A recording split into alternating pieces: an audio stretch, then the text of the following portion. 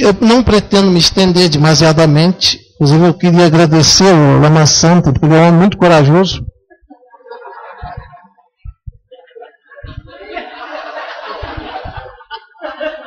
Eu sou um homem extremamente perigoso, no sentido que quando eu começo a falar, dificilmente eu paro. Mas é como uma expressão de gratidão a toda essa compaixão, a toda essa amizade do Lama Santa, eu pretendo reduzir o meu discurso aqui a um elemento assim, bastante básico, só para finalizar. Vejam bem. Dentro da tradição da escola Yogacara, para mim é uma tradição extremamente especial, no sentido que ela associa de uma forma extremamente rigorosa e profunda o vínculo, por exemplo, entre esses aspectos da reflexão, do pensamento conceitual e a prática da meditação. Existe um esquema, que seria, por um lado, o aspecto da consciência independente dos sentidos, que seria trabalhado através da 7ª e da 8ª consciências, Alaya Vijnana Manas. Por outro lado, existe um sistema de 6 consciências, ou seja, 5 consciências sensoriais, mais uma 6ª consciência que organiza os dados dos sentidos como um todo, ela estrutura os dados sensoriais.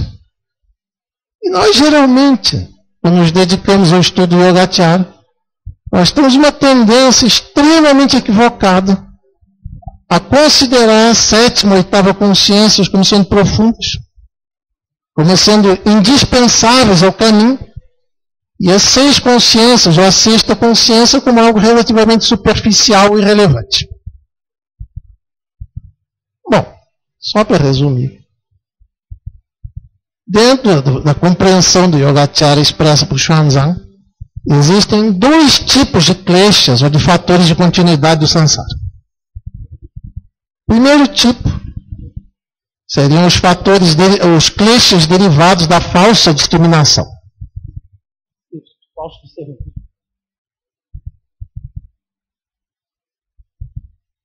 Isso. Esses kleshas estariam associados à 6ª consciência, ou seja, essa consciência que trabalha com os dados dos sentidos. Existe uma segunda categoria de kleshas. Seriam os kleshas considerados inerentes à própria consciência, independentes de qualquer aprendizado social, de qualquer discernimento correto ou falso. Esses kleshas seriam mais profundos e estariam associados à 7ª e 8ª consciências, ou à correlação entre a 7ª e 8ª consciências. O grande problema é que nós podemos considerar os primeiros como muito superficiais, como muito irrelevantes, mas sem superar os kleshas derivados da discriminação, através do exercício da discriminação correta, é possível adentrar o caminho da visão e realizar o caminho do cultivo. Bom, eu gostaria inclusive de dizer, nesses últimos tempos, a minha compreensão da importância da 6ª consciência tem se expandido consideravelmente. Parece-me que hoje em dia ela me parece algo mais do que simplesmente uma instância organizadora dos dados sensoriais. Num certo sentido, ela é que estrutura toda a nossa relação com o universo externo, o dito externo. E um insight que tem me ocorrido nesses últimos tempos, quando nós nos referimos, por exemplo, à auspiciosidade do nascimento na condição humana, por exemplo, animais, ou devas, ou ashuras, todos eles têm a 7ª e 8ª consciência e não têm condições de realizar o caminho. O que significaria o nascimento na condição humana? O nascimento na condição humana, ele significa uma faculdade de discriminação analítica de uma clareza infinitamente superior àquela que aparece nos animais, nos devas, nos ashuras e outras formas de existência. O que significa, né? Toda aquela possibilidade do encontro com o ensinamento do Buda, do ouvir e da reflexão, e da totalidade da possibilidade da realização do caminho, ou seja, todo o sentido do nosso nascimento na condição humana está em grande parte sintetizado pela função da sexta consciência, que é a consciência que nos permite ouvir o Dharma, refletir sobre o Dharma, realizar os supremos Dharmas mundanos e passar para outra margem do caminho supramundano. Então é apenas o sumário do que eu gostaria de dizer. Eu agradeço a todos vocês pela paciência. Eu acredito que a minha arenga seja infinitamente mais tediosa que qualquer prática de samatha.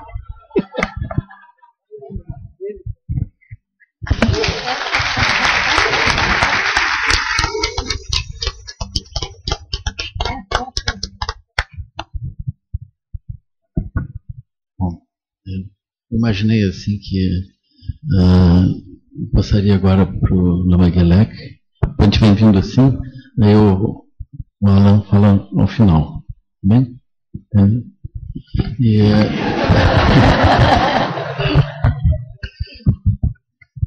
Assim, talvez o Lama Gelek pudesse falar em inglês. Ok? E aí a Jane traduz para o português para todo mundo. E ela não precisa traduzir para o inglês. É mais fácil falar em português? Tá bem. Ele é alemão. Ele fala em alemão. Tá bem. Então tu fala em português. Tá bem. Alguém outro deseja alemão? Então, boa tarde.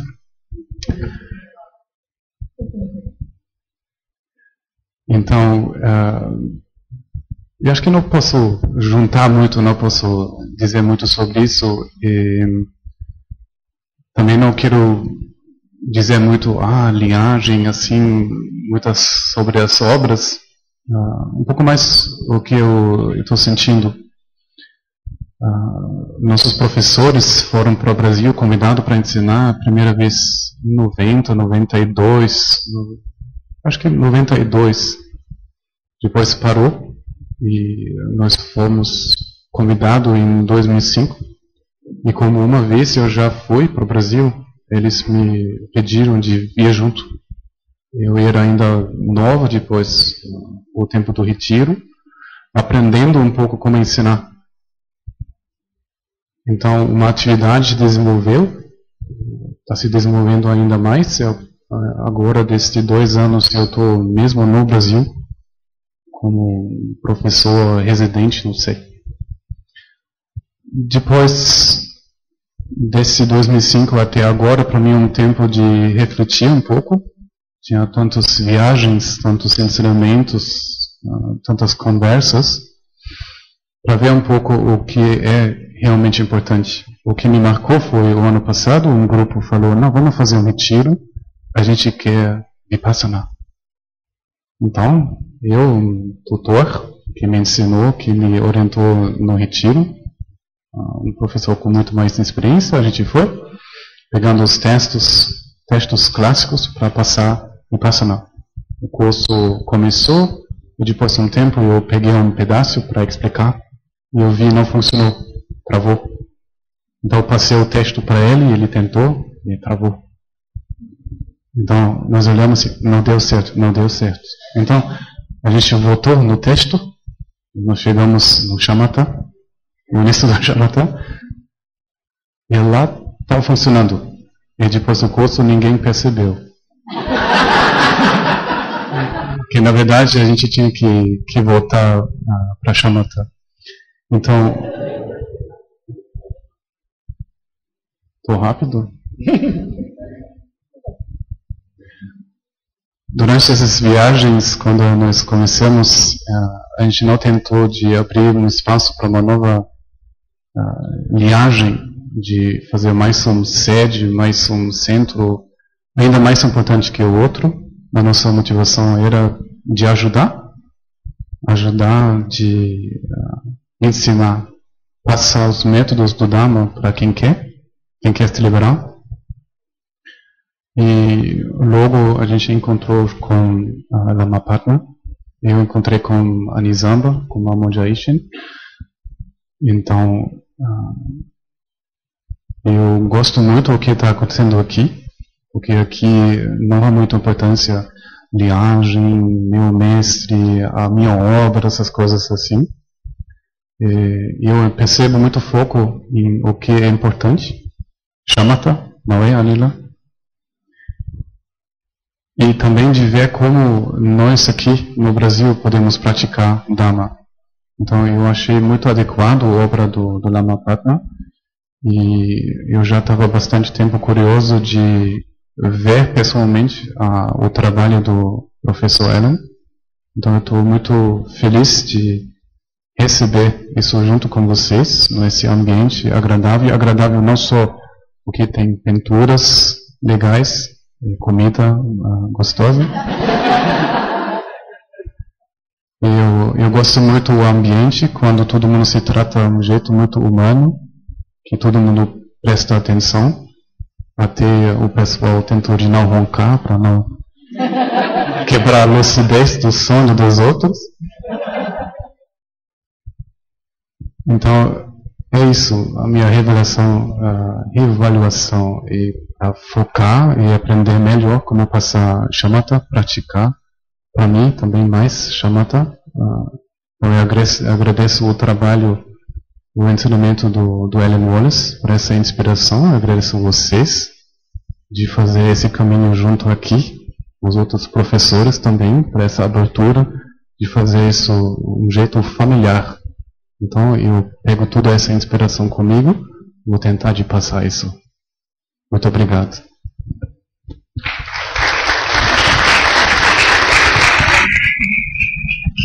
Eu agradeço também.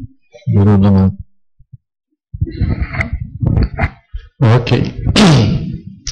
O bom de ser um dos últimos a falar, porque você ouve todo mundo, aí você já pega um pouquinho, né? Não precisa saber o que você vai falar.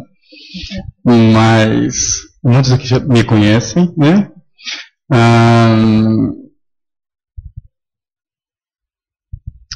Tomando o que foi dito antes, é a segunda vez que eu venho aqui, convidado pelo Lama Santen, né?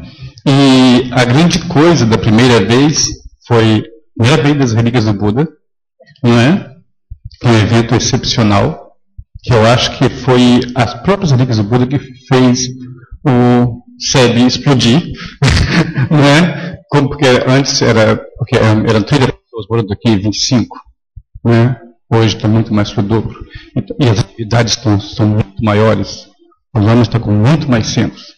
Então, não só aproveitar todo o ensinamento que foi dado de meditação, de olhar para a própria mente, né? E com as bênçãos daquele evento que aconteceu aqui. É a grande coisa, né, de você juntar tanto o caminho de acumulação de mérito, como no caminho da acumulação de sabedoria. Aqui você pode dizer que tem esses dois aspectos, né? E é afortunado aquele que pôde participar desses dois eventos e da combinação dos dois eventos.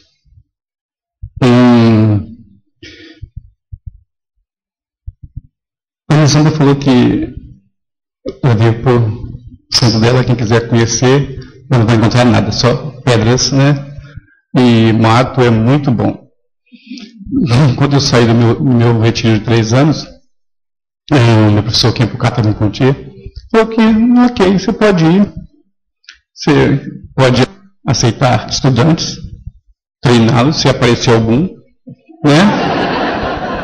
Eu, como todo mundo já falei por aqui, para alguns sabe que a minha intenção era ser do retiro e abrir um bar, não era abrir um centro de Dharma, mas a gente nunca acontece o que a gente quer. E até, né, parafraseando o José Artista Rinpoche, que ele falou que, vocês ouviram no DVD dele, ele falou que ele adora o trabalho dele, mas odeia a profissão. Né?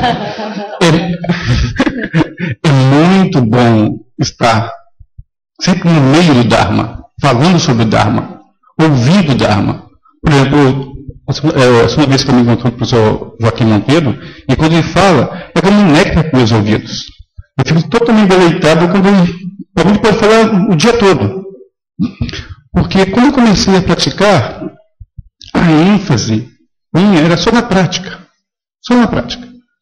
Depois de alguma experiência de prática, isso ainda dentro do retiro, porque no primeiro ano de retiro você pensa, você não tem tempo para fazer nada. De 4 da manhã às 10 da noite, com intervalos de 40 minutos. 2 intervalos de 40 minutos. E aí, depois de um ano, parece que a sua percepção de tempo muda. Aí sobra tempo demais. O horário e o programa do retiro não muda. O que muda é a sua percepção. E aí, em vez de eu ficar perdendo esse tempo de conceitual, né, que parecia imenso, deixando de fazer um monte de bobagem, eu comecei a estudar um pouco. Ler livros sobre filosofia, as escolas budistas, e assim foi. E aí, encontrando com o professor Joaquim Monteiro, é como se você estivesse ouvindo o eco daquilo que você leu, estudou, e muito mais ainda. Né? E aí, quando eu voltei do retiro e começou a ter uma atividade, né, aí a Nizama tem a grande fortuna de ter um centro, um lugar totalmente, como ela diz, isolado, mas totalmente propício para a prática de retiro, que é a ênfase dela, e também é a minha ênfase. Só que, como muitos sabem, onde que fica a missão de Dharma? No meio do polo gastronômico de Botafogo. Não tem como você sair do centro de Dharma e sair numa boa.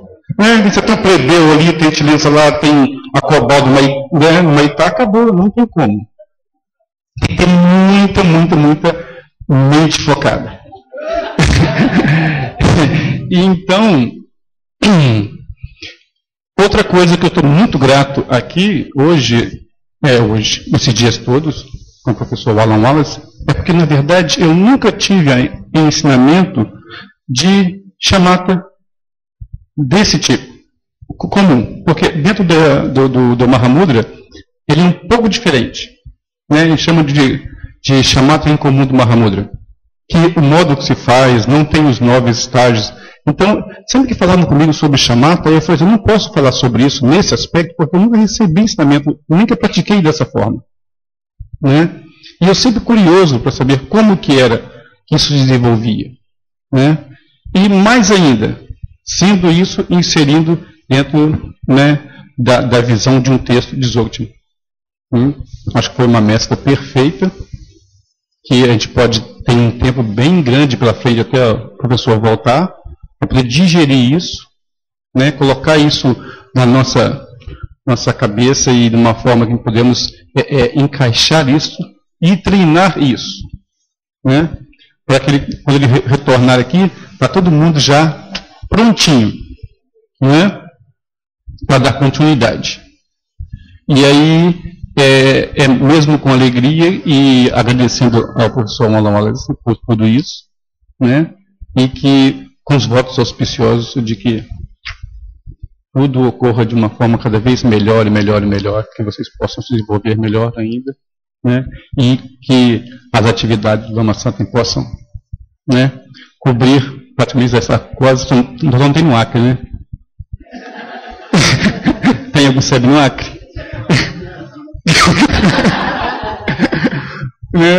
Vai ser vai ser uma grande vitória. Então, esse caminho do Bodhisattva, de você poder trabalhar juntamente todo esse sistema que o Lama Santem desenvolveu, de beneficiar as pessoas, trabalhar com atividades culturais, trabalhar com as pessoas aqui, né, de comunidades, assim como também de escola.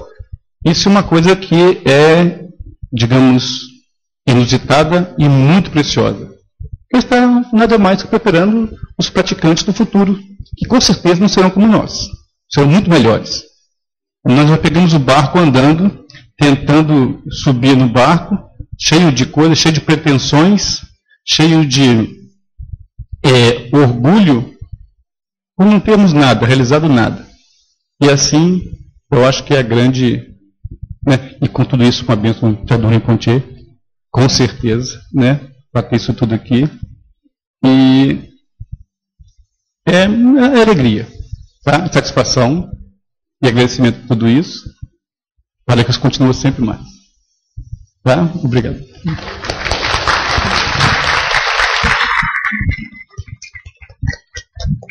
Obrigado. Um gestinho.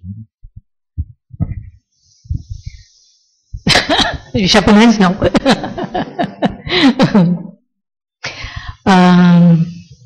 Boa tarde a todos. É um grande prazer estar aqui entre todos vocês. Os seus sorrisos, o carinho que vocês me passam é maravilhoso. Muito obrigada. Agradecimentos especiais para o Lama Santen. É um prazer estar aqui. Agora, na próxima, por favor, avisa a gente a tempo para alguém de nossa sanga poder vir. Né?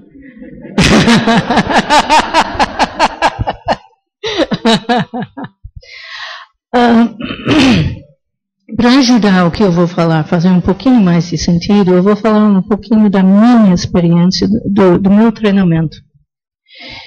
Eu tive a grande bênção de começar a minha prática, o meu treinamento num templo japonês, o Bushinji de São Paulo.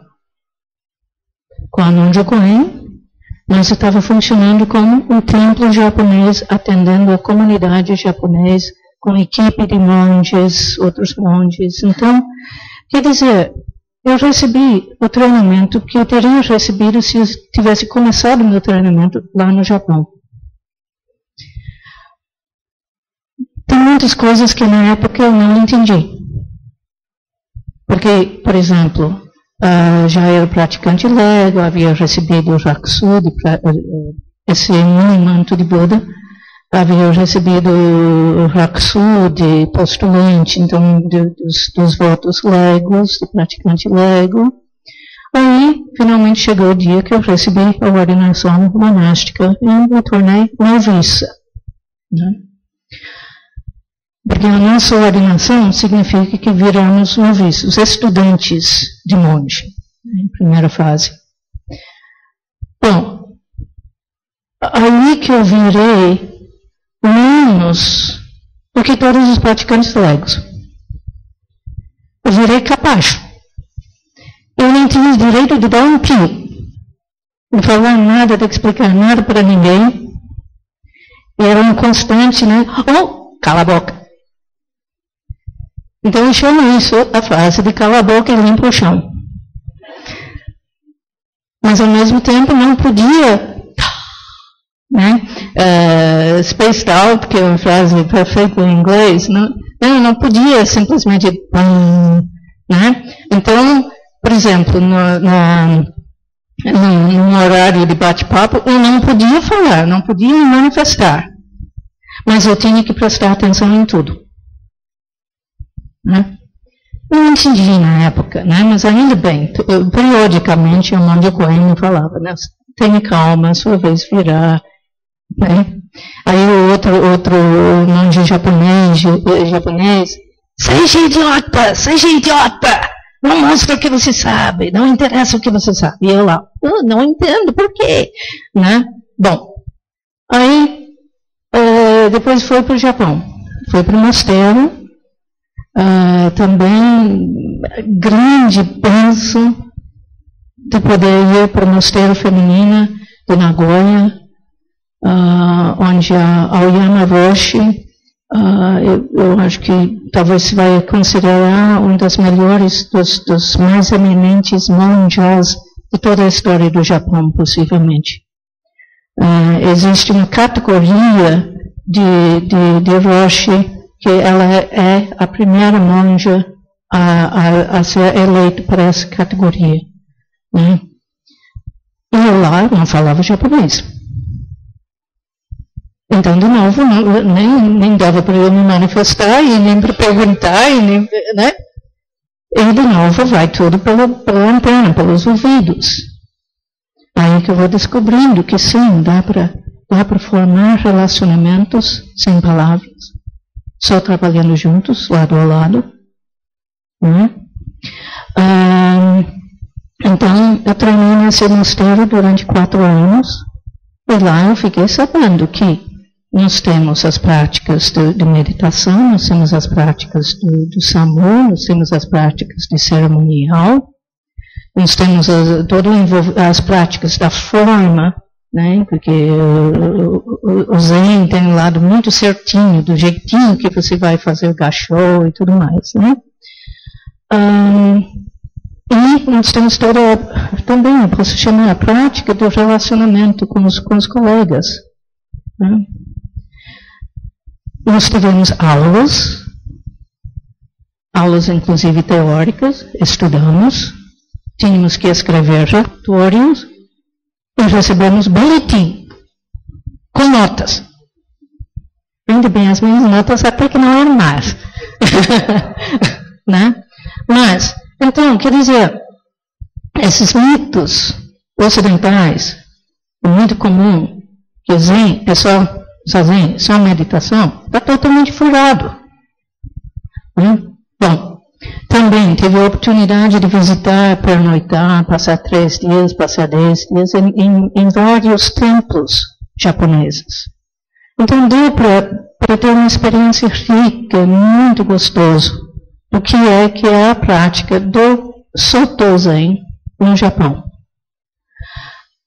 Aí, na volta, eu passei um ano nos Estados Unidos. Aí deu para observar o que acontece no Zen norte-americano. Aí vim para o Brasil, passei um ano em São Paulo e depois vim para Porto Alegre, né? Aqui no Ocidente estamos tão cheios de compreensão falsa sobre a prática do Zen. É uma tristeza. Tem grupos que jogaram fora os preceitos, a ética, né? Eles fazem o cerimônia de fazer os votos e depois esquecem tudo. E deu no que deu em vários centros com escândalos. Tem outros que não querem saber de estudo, mas o budismo desde o começo dá um tripé. Um tripé, o estudo, moralidade e meditação.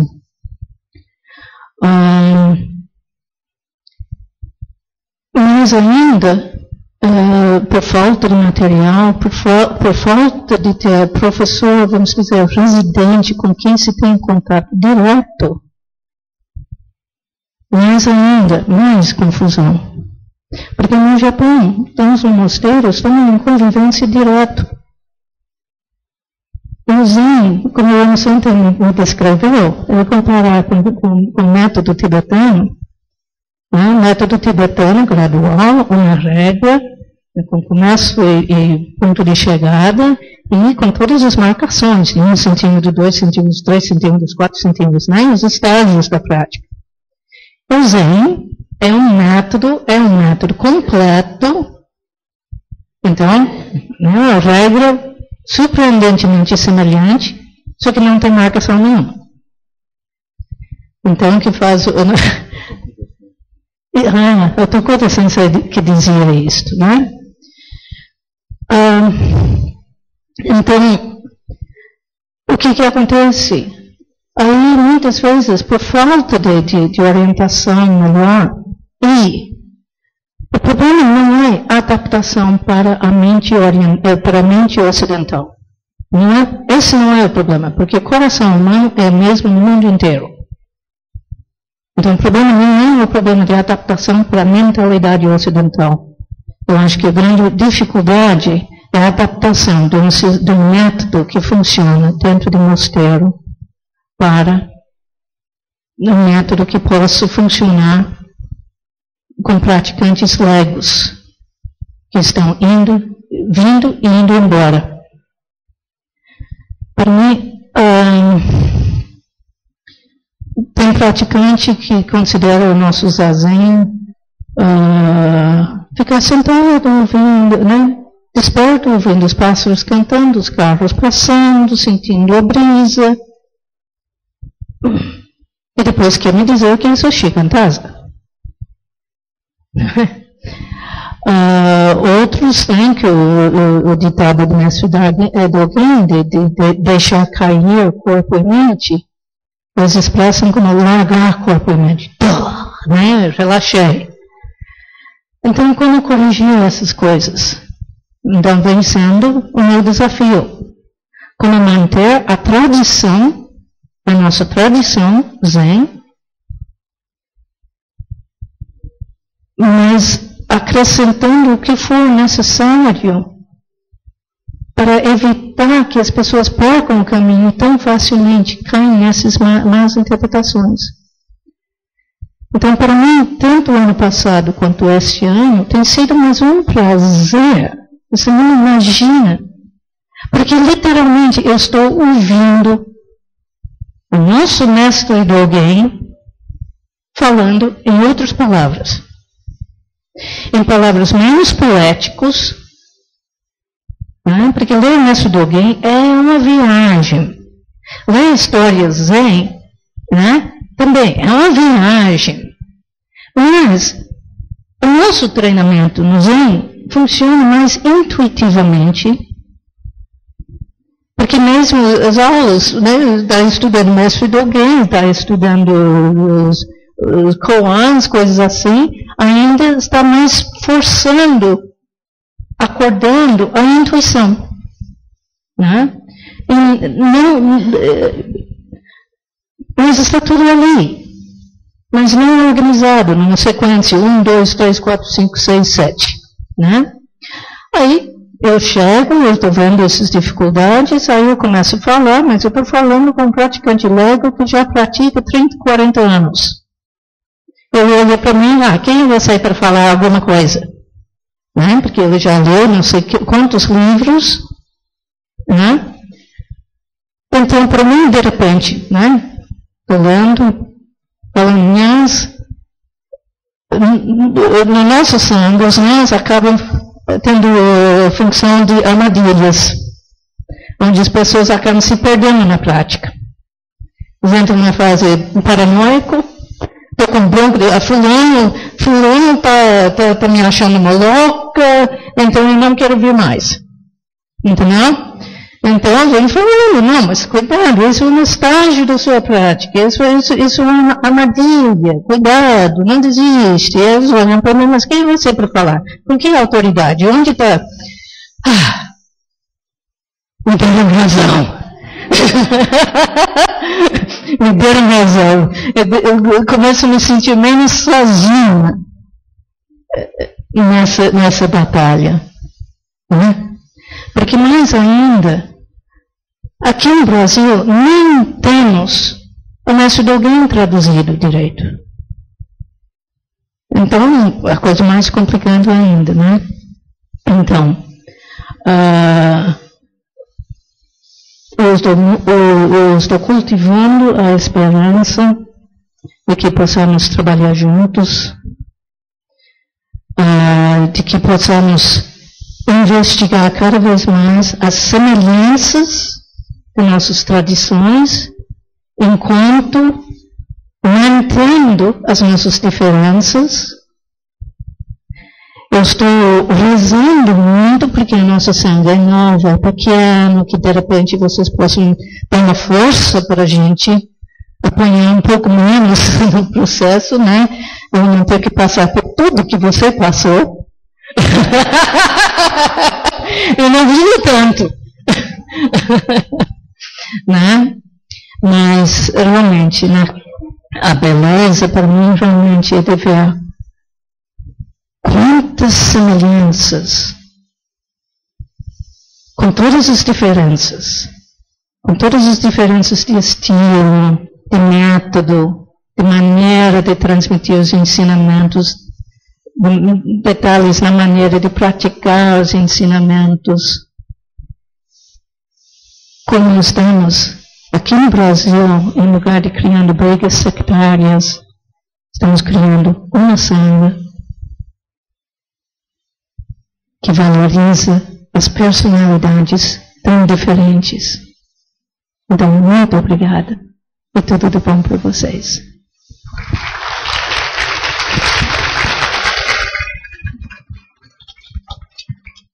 Obrigado. Eu vou dizer algumas palavras. depois passar para o professor Alan Wallace, mas eu tenho que confessar que eu tenho um problema parecido com o Anjo Monteiro, que agora quero ver vocês caçarem o microfone.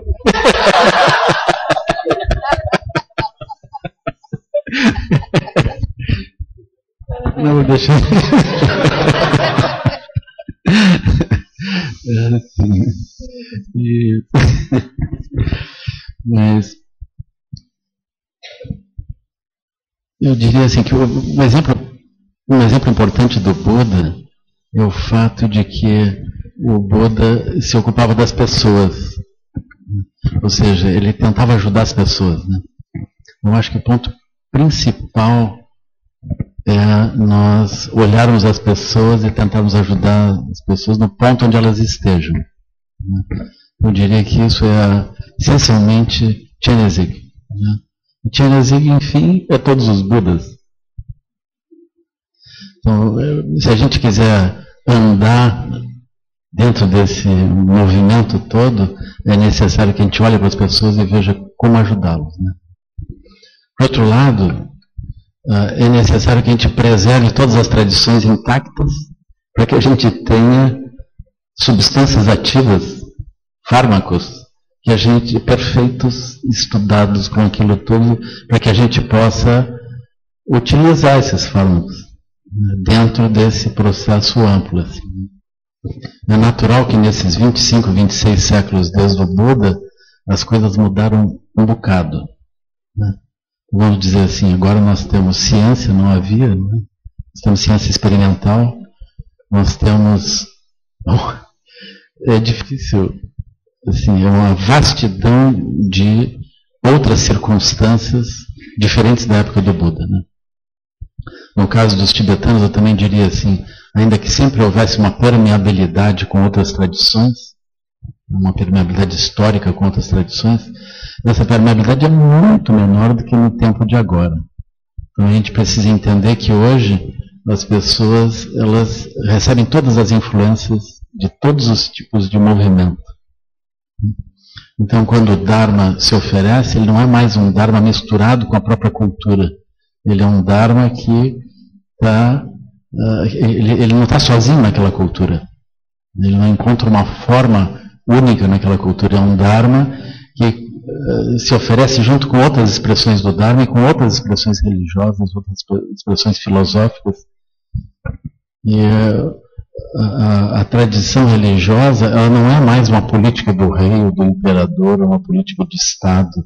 Ela é alguma coisa que está solta no mundo. Então nós temos perspectivas muito diferentes hoje. Então nós temos perguntas diferentes também. Talvez o principal aspecto seja a noção de economia, a noção de progresso econômico e a própria ciência. Então elas estruturam visões assim aparentemente acabadas e comprovadas que se colocam como o eixo central do movimento das pessoas. Naturalmente, esse movimento, ele é essencialmente o samsara, portanto, ele está condenado à insatisfatoriedade, ele está condenado ao sofrimento. Como nós abandonamos as dimensões de virtude e lucidez e assumimos outras visões de uma forma muito dura, muito fixa, nós vamos encontrando justamente nessas visões a causa da destruição das condições favoráveis e até mesmo a ameaça à nossa vida humana preciosa, né? Como um todo, incluindo a biosfera, né? Então nós estamos nesse ambiente, né? Então, nesse tempo de agora, eu vejo assim, é necessário que a gente utilize uma abordagem de Chenrezig e uma abordagem de Vajrasattva, uma abordagem conjunta. Assim. Chenrezig no sentido de encontrar as pessoas onde elas estiverem e falar a língua delas no mundo delas. E Vajrasattva no sentido de não desperdiçar nenhuma situação como impura. Nós podemos aproveitar, eu às vezes digo para meus alunos, você não desperdice o sofrimento que você tenha. Não desperdice os seus obstáculos, não rejeite eles, porque é a riqueza que você tem para avançar. Não pense, em último caso, ok, trate de escapar daquilo. Né? Mas se você tiver condição de transformar aquele sofrimento em alguma coisa lúcida, em alguma coisa verdadeira, então essa é uma boa oportunidade. Assim, né? Então não desperdice as más circunstâncias que você está vivendo, os sofrimentos, as emoções, etc. Agora, enquanto nós olhamos isso, aí nós vamos encontrando as pessoas nas mais variadas circunstâncias. Eu acho que é um desafio a Teresina conseguir transformar, conseguir acolher a pessoa no lugar onde ela está. Porque se a gente tivesse, que é como um médico, né? Aí ele tratando de um caso psiquiátrico. E quando a pessoa chega, ela chega mal. Ele diz, olha, quando você estiver melhor, volte aqui. Né? Mas não dá. Né? Quem tem que flexibilizar é o médico. Ele que vai ter que dar um jeito de atender a pessoa onde ela estiver. Agora, isso significa que nós temos que acolher as crianças enquanto crianças, os velhos enquanto velhos, as pessoas que estão com filhos pequenos enquanto elas estão com filhos pequenos, as pessoas que estão trabalhando enquanto estão trabalhando, assim, nas várias circunstâncias. Às vezes as pessoas vêm, uma ou outra vem envergonhada assim, me diz, Lama, eu como policial, você vê alguma chance de eu seguir o caminho? Vem outro e me diz, Lama, eu trabalho numa fábrica de bebidas alcoólicas, você está vendo alguma chance para mim? É assim, as pessoas estão onde elas estão, né? Tem alguns casos mais dramáticos, assim, eu trabalho num abatedouro de animais. Ou, assim, são situações difíceis, todas elas, né? E como que nós vamos ajudar essas pessoas onde elas estão? E algumas pessoas também, elas são prisioneiros, elas são adolescentes infratores que estão em unidades de correção. E, isso é difícil. Né? Então, eu acho que o Dharma, ele nesse tempo, ele está desafiado a encontrar a solução para as pessoas nos vários lugares onde elas estão. E eu diria assim, uma das coisas muito importantes que tem funcionado conosco, moderadamente a gente tem desenvolvido uma certa habilidade, é as várias áreas de moradia como nós estamos vivendo aqui, como vocês estão vendo aqui. Né? A gente encontrou algumas facilidades no meio disso, como, por exemplo, a gente poder acolher as pessoas, eventualmente sem elas terem nenhum recurso, ou não poderem, ou até mesmo precisarem de alguma ajuda econômica. Né? Naturalmente, a gente também recebe aqueles que têm como ajudar e têm como pagar suas contas e fazer suas coisas andarem. Mas quando as pessoas vêm morar num lugar desses, a gente percebeu uma coisa muito importante, que é o fato de que se desenvolve uma linguagem do Dharma. As pessoas começam a se relacionar falando um dharmês. Alguma coisa assim, sabe? E isso produz uma diferença com relação ao tempo que a gente lembra de morar em outros lugares, onde a gente não consegue expressar a forma como nós pensamos. A gente tem que estar sempre adaptando, ficando com uma cara mais ou menos, quando as pessoas oferecem o que oferecem, ou falam o que falam. Nós não temos propriamente, eles não querem também ouvir qualquer outra opinião. Eles não têm nenhum interesse de ver outras visões. Eles querem que a gente responda dentro de uma certa visão. Então é difícil esse processo. Então a gente se sente um pouco apertado, um pouco acuado nesses lugares assim. Né? Mas quando a gente vai desenvolvendo nessas áreas de comunidades, vai desenvolvendo uma linguagem própria, vai também acolhendo as crianças, vai gerando isso, a gente descobre que começa a sobrar tempo. A gente tem muito mais tempo na nossa vida que a gente pode utilizar para meditar, para estudar, para manter um programa. Né? Também para ajudar a organizar as atividades. Isso produz uma energia, produz um brilho, produz uma alegria nas pessoas, quando elas começam a funcionar desse modo. Essa alegria é a própria bênção dos Budas. Né? Essa alegria é como se fosse um combustível. Ela faz todo mundo andar. Então isso é maravilhoso. É como se nós estivéssemos já num embrião de terra pura, assim, um protótipo, alguma coisa assim mais parecida. O sintoma principal é que a gente começa a se alegrar no cotidiano. Né? Junto com o Dharma, começa a ganhar tempo e gastar menos. Portanto, precisa trabalhar menos. Né?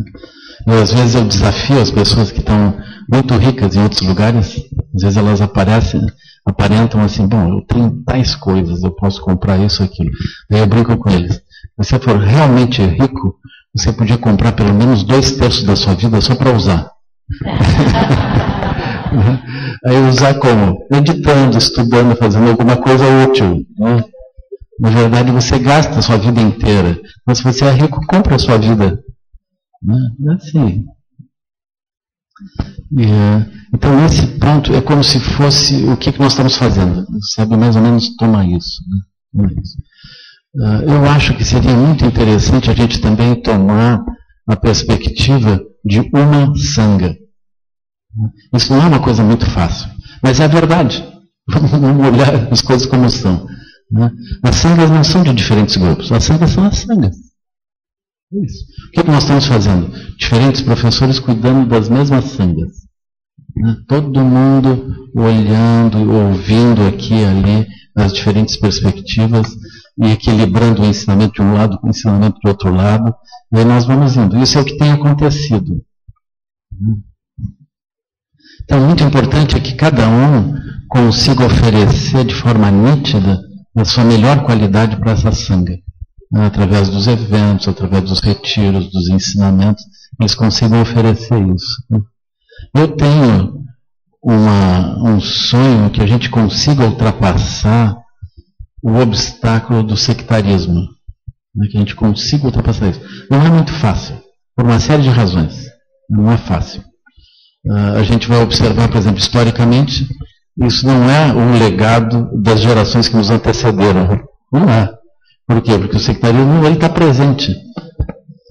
Não vamos dizer assim que os japoneses estão livres disso. Não estão. Porque tem não sei quantos grupos diferentes, todo mundo meio de preto, assim, com o olho puxado, mas aquilo com diferenças bem definidas. Né? E os tibetanos também.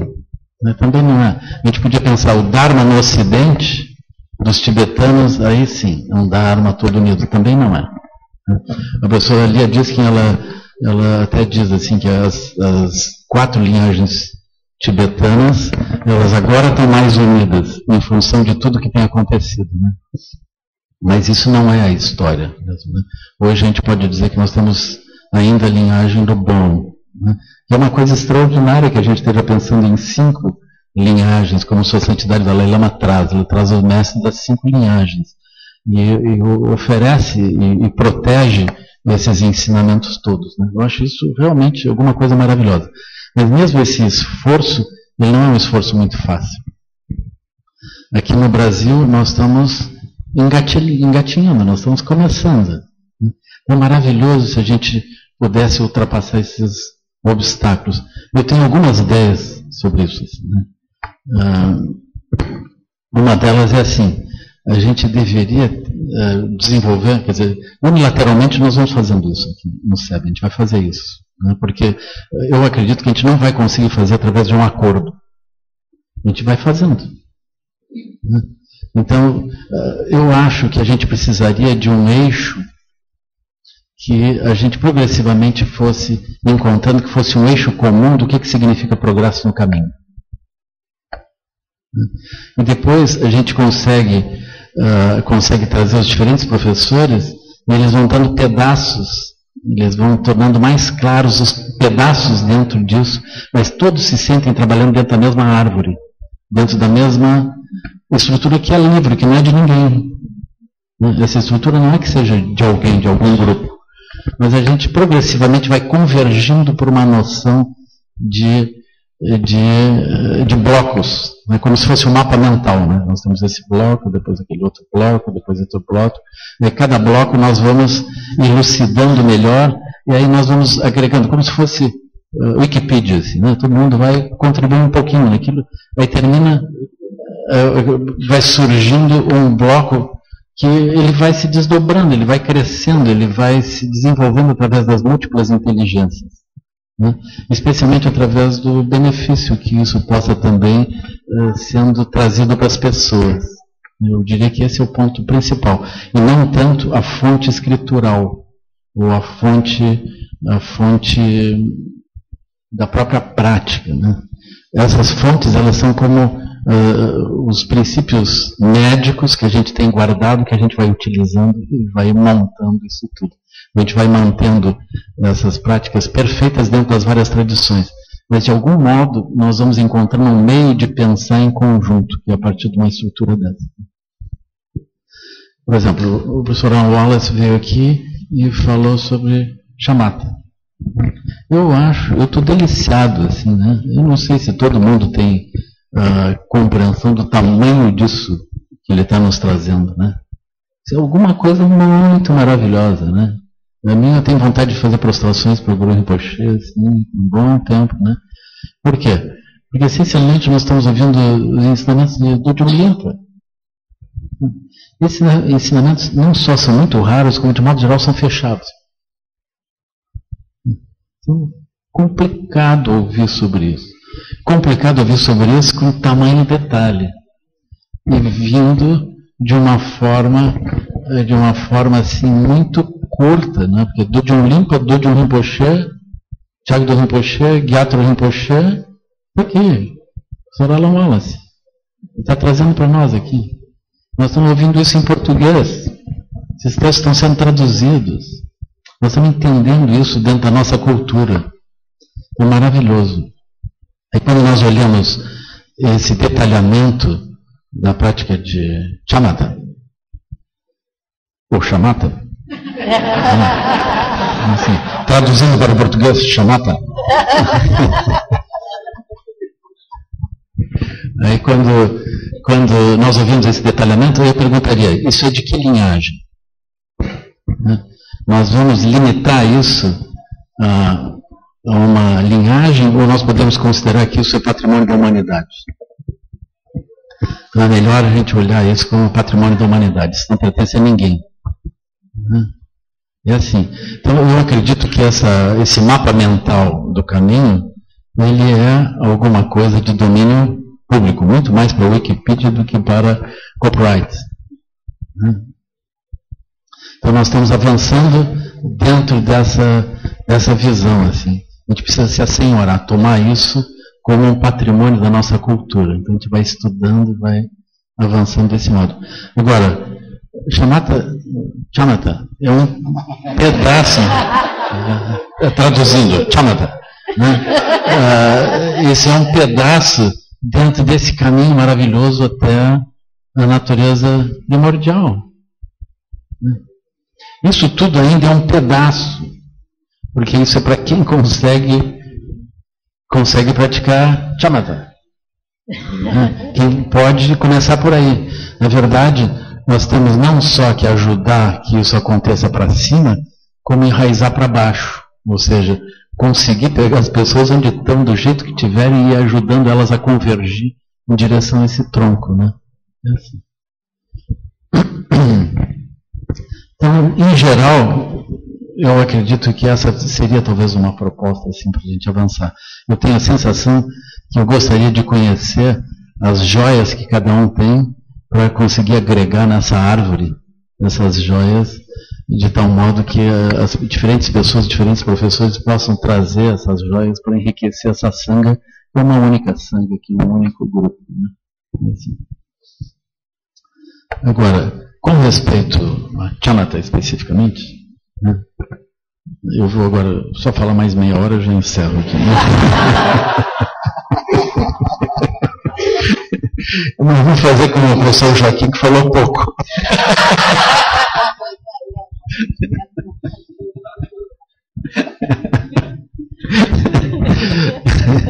Agora, com relação a shamatha, eu queria lembrar que eu comecei pelo Zen, né?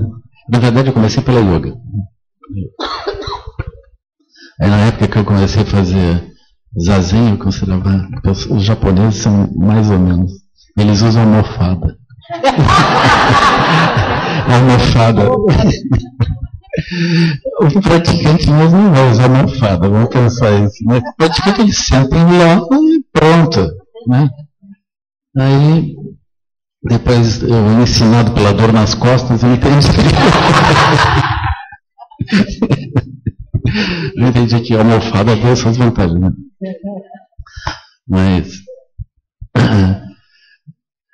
Então, para mim é muito natural esse processo de entrar pelo silêncio. Né? Agora, curiosamente, os tibetanos foram tão profundamente em outras direções que eu vi esse argumento, um mestre tibetano, que agora não sou capaz de lembrar, ele dizendo, bom, enfim, se a gente não encontrar outra razão para praticar chamata, mas pelo menos a gente deve lembrar que o Buda praticou isso, né?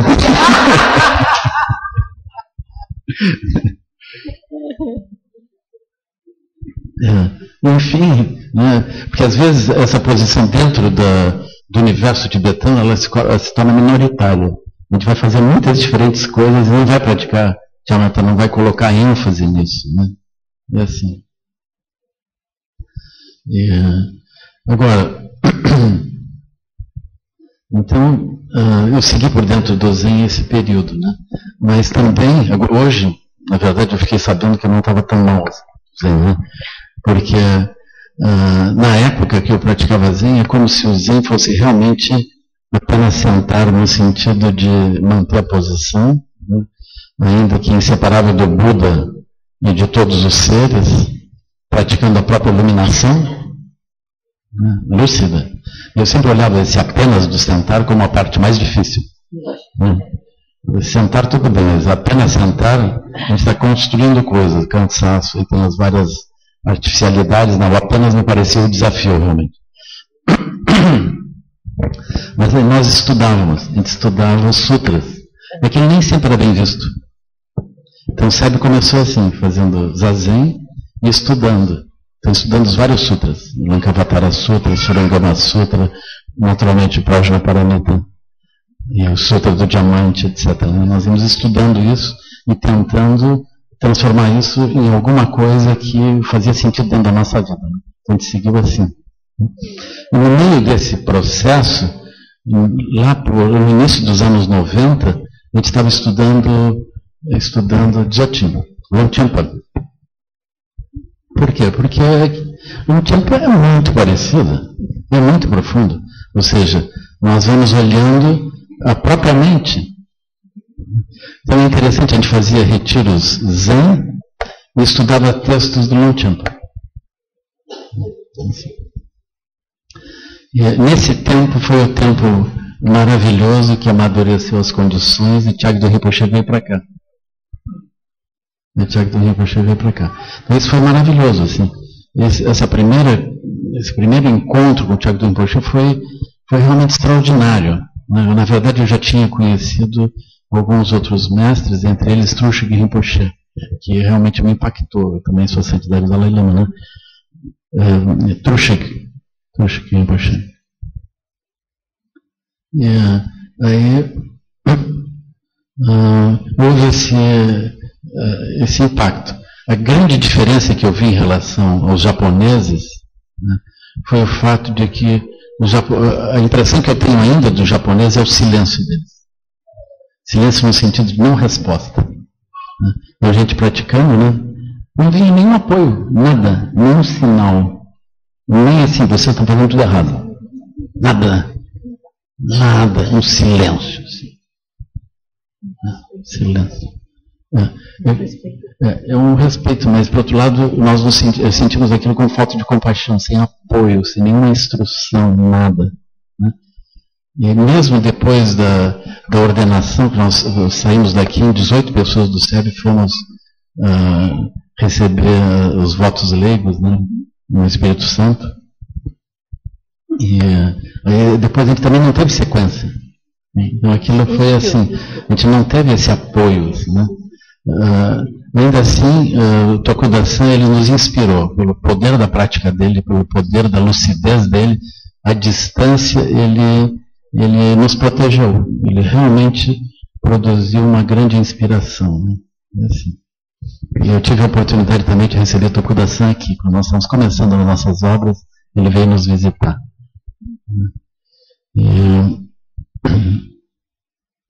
Então, para mim é completamente natural essa posição de simplesmente sentar e desenvolver essa lucidez. Desenvolver lucidez a partir do sentar. Isso me parece uma coisa completamente natural. Isso vem do Buda, tem as meditações todas do Buda falando sobre isso. Muito natural, muito assim. Mas aí esse encontro com os ensinamentos tibetanos, ele foi um encontro interessante, assim, porque a Sangha Sebe, ela migrou em direção às práticas Vajrayana, a gente diria assim, numa linguagem de Dojong Limpo, Vajrayana com sinais. Ou seja, sadhanas, oferendas, mudras, e os textos em tibetano, depois os drupjins longos. Então isso maravilhoso, ou seja, uma atmosfera realmente maravilhosa. Mas havia esse distanciamento em relação ao silêncio, essa capacidade de sentar em silêncio. Eu fico muito grato a Chagdor Rinpoche por ter trazido isso dessa forma tão direta, tão cortante, tão arrasadora, que ele simplesmente, nesse tempo final da vida dele, ele semeou esse Dharma do Vajrayana entre nós, de forma poderosa, rompendo, não fazendo isso de uma forma harmônica, mas como um rompimento mesmo. E ele implantou essas sementes e foi embora. Então, quando ele fez isso, ele semeou muitas formas de compreensão, que herdadas também de Dojong Rinpoche, de Dilgo Tintse Rinpoche, dos mestres dele, que falaram por dentro dessa tradição vajrayana com sinais. Mas ele também introduziu Dzogchen, ele introduziu esse aspecto. Então, quando eu encontrei com ele, meu objetivo era esse. E, naturalmente, eu entrei pela linha do Nondro, para fazer o Nondro. Eu não tive nenhum problema com o Nondro, eu achei aquilo maravilhoso. Eu também chorei fazendo as prostrações, vários sinais dos niyams todos, que vão acontecer, pela compaixão dos mestres, pelo fato que os seres estão verdadeiramente perdidos. Quando nós começamos a fazer a prática, a coisa piora um pouco, porque a gente vê que o poço da experiência cíclica é muitos andares abaixo do que a gente imaginava. É muito fundo, muito difícil dos seres gerarem alguma possibilidade de andar por conta própria. É muito difícil tirar os seres daquilo. Então, enquanto eu pratiquei o Nondro, eu pensei, essa é a minha prática principal. Eu acho que se eu praticasse só isso, está bem. Porque, realmente, Guru Yoga, Vajrasattva, nós podemos aprofundar aquilo é infinito. A gente pode pegar qualquer uma daquelas práticas e atingir iluminação através daquilo. Na verdade, quando se oferece na forma do Nondro, aquilo é como se fosse algo introdutório para depois poder fazer outra coisa. Mas aquilo não é. Aquilo já é a prática que a gente toma como uma raiz que depois vai se desenvolvendo agora. Mas ainda assim, eu confesso para vocês que olhando para a minha Sangha, olhando para a própria Sangha, eu vi um número expressivo de pessoas da Sangha que não conseguiram se adaptar. Eu lembro perfeitamente, assim, quando nós começamos a fazer as práticas, do mesmo modo que a gente fazia Zazen junto, nós começamos a fazer Nondro junto. O Rinpoche me autorizou imediatamente a dar os ensinamentos e conduzir os grupos de Nondro. Eu comecei a fazer isso. Para mim aquilo tinha um brilho, uma alegria fazer aquilo. E nós fazíamos em grupos, prostrações, fazíamos tudo. Aí eu via minha Sangha, um por um, chegando, Lama, é isso mesmo, quer dizer, não era Lama na época. É isso mesmo que você vai fazer? Você vai nos deixar do Zen e vai embora? É isso mesmo que você vai fazer? Aí eles foram saindo. Por quê? Porque eles não se adaptaram a isso. Ainda que o Chagdor Rinpoche fosse um grande mestre, eles não se adaptaram a esse processo. E eu fiquei com essa lacuna, fiquei com esse débito. Eu senti que eu devia criar um método, acolher as pessoas através da prática de silêncio, realmente. Silêncio e estudo, como a gente tinha feito, encontrando as pessoas no lugar onde elas estão, abrindo desse modo. E que isso seria uma forma complementar à forma do meu próprio mestre, Chagdor Rinpoche, porque se nós não gerarmos essa base muito ampla, que inclui a capacidade da pessoa fazer o que quiser com a sua própria mente, ou seja, uma sanidade, como nas palavras do Sr. Alan Wallace, de gerar uma sanidade na relação com o mundo, na relação interna do uso da própria mente, a gente não vai conseguir progredir nas outras coisas, né? Com certeza. Então eu senti isso. Também eu senti que o Vajrayana, na forma do Vajrayana com sinais, ele é muito estranho à nossa cultura. E é necessário que a gente desenvolva uma sanga muito ampla, que tenha a compreensão ampla das coisas dentro da nossa cultura, para que a própria tradição vajrayana com sinais, mágica, extraordinária como ela consiga prosperar. Ela não consegue enfiar as raízes direito dentro do terreno como ele está. Nós precisamos trabalhar esse terreno de forma ampla, de modo que esse surgimento ele se dê. Agora, eu confesso para vocês que eu segui engasgado por um longo tempo. Eu vou explicar com o quê. Por quê? Porque o Vajrayana com sinais se coloca como se fosse o caminho, o único método. Ele se coloca excludente, em uma certa medida, aos outros. Então, vocês vão ouvir muitas vezes, é a única possibilidade aí, isso aqui é a única forma, os mais inteligentes andam assim, isso aqui é o caminho rápido, os outros vão ser muito lentos, que não vai de desistir, o caminho é esse. Então, maravilhoso que a gente consiga contornar esses obstáculos todos, a gente consiga entender que por Chamata, e até mesmo por Shamatha, a gente consiga avançar, encontrar lucidez dentro desse silêncio e atingir liberação através desses ensinamentos. Esses ensinamentos eles foram dados por Guru Rinpoche, eles foram dados por Dodjom Limpa, grandes mestres, né? Não falta nada dentro disso. É maravilhoso que a gente está completando essa conexão. Então eu queria agradecer ao professor Alan Wallace, está aqui conosco, né? Desejar uma longa vida para ele. Se ele não tem uma prática de longa vida, eu acho que está na hora de arrumar uma. Porque, assim, com um interesse próprio unilateral e um nível de apego,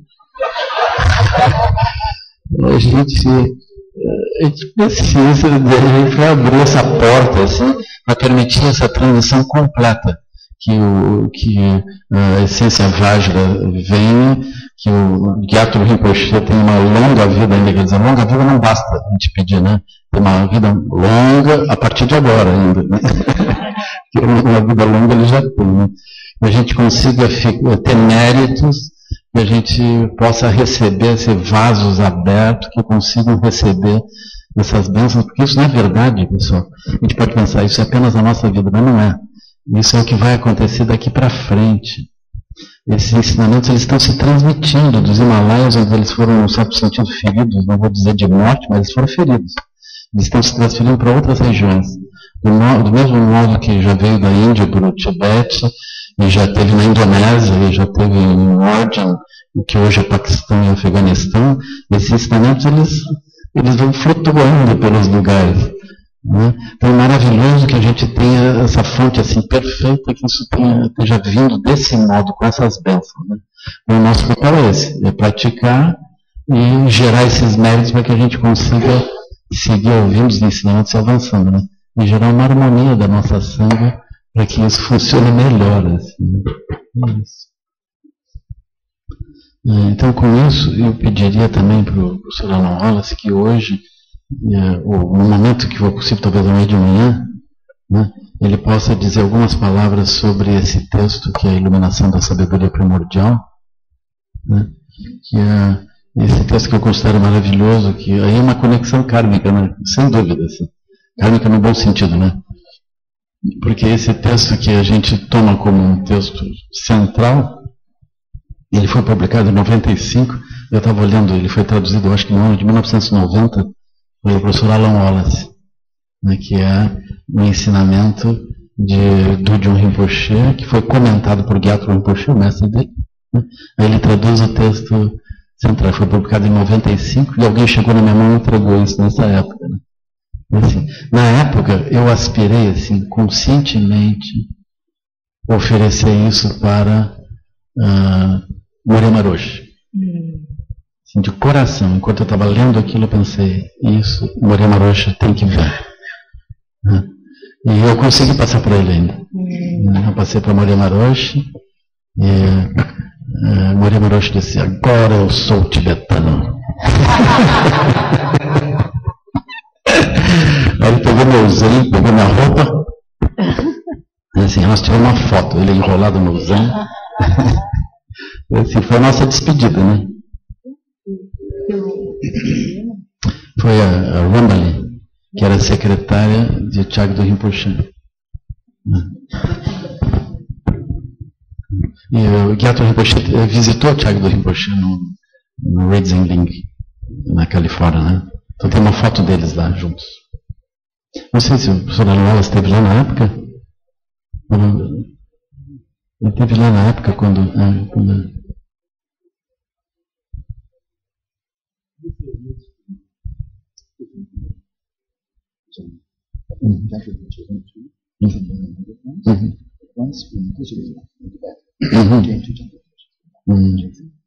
Then Gyatso Rinpoche came, I also came. So that's the one time I was there.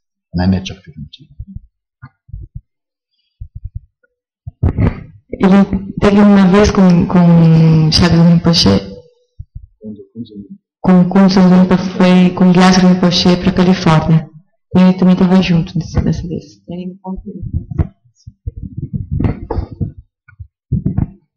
Então essa é uma conexão maravilhosa. Agora eu preciso ainda, assim, para encerrar, mais meia hora, eu sei que vocês vão ter a paciência. Assim, eu queria dizer para vocês que a gente precisa, eu vejo assim, muito importante nós, agora ao contrário, né? A gente não dizer, agora nós vamos tomar a rigidez de Chamata como caminho, né? Que a gente consiga, dentro dessa estrutura toda, incluir o Vajrayana com sinais.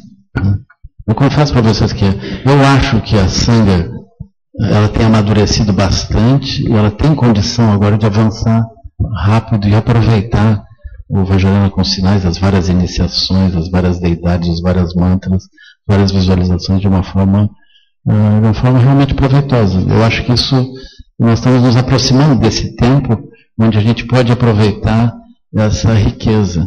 Se vocês olharem isso, vocês entendam assim, ó. Por exemplo, com Chamata, nós, enfim, ganhamos uma mente.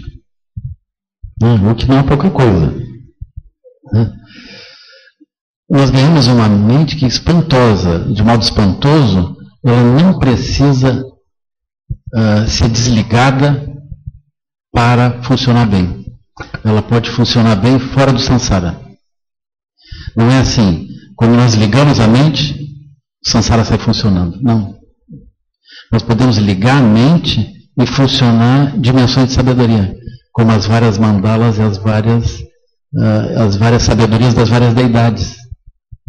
Só que enquanto nós não temos a capacidade de retornar ao processo de dirigir a nossa própria mente, a gente não tem como utilizar a sabedoria das deidades, o mundo das deidades, seja o que for, ou compreender as mandalas e se mover com olhos, ouvidos, nariz, tato e mente por dentro das mandalas. A gente não tem essa capacidade.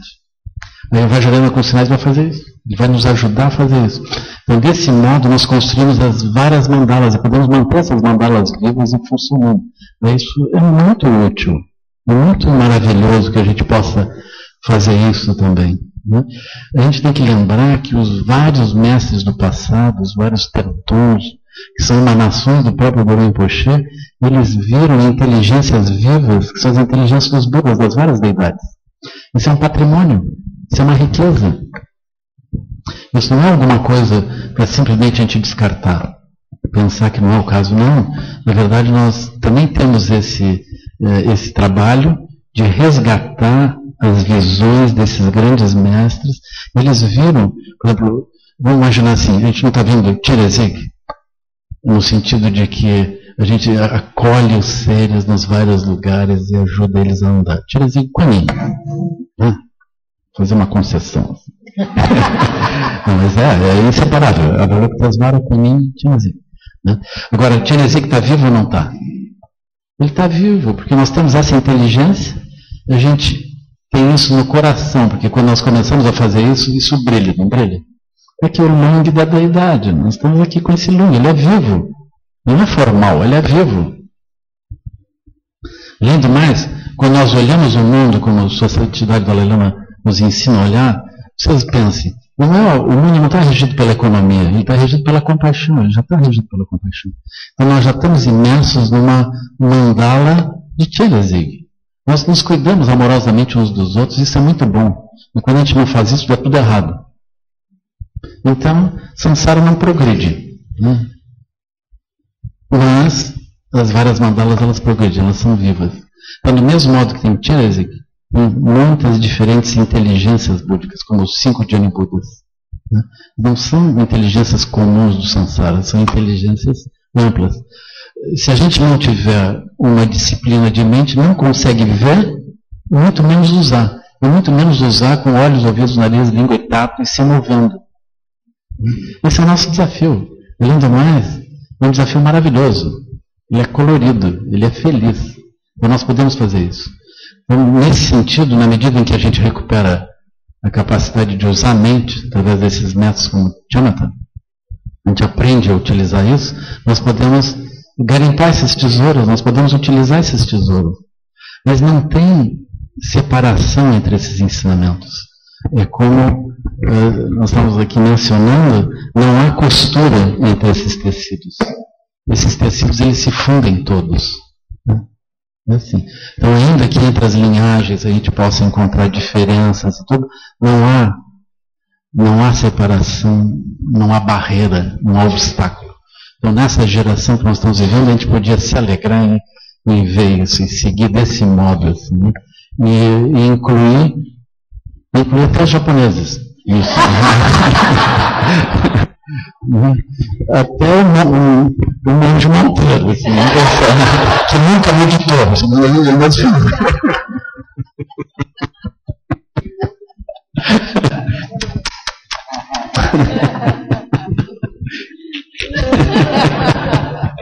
Assim, agora a gente entende tudo, né? É assim. Maravilhoso que cada um tenha essa sua especialidade e ofereça isso. Mas para isso a gente precisa manter essa visão ampla, esse eixo que a gente possa acolher essas várias contribuições. Eu acho que Sua Santidade Dalai Lama está fazendo isso mesmo, sabe?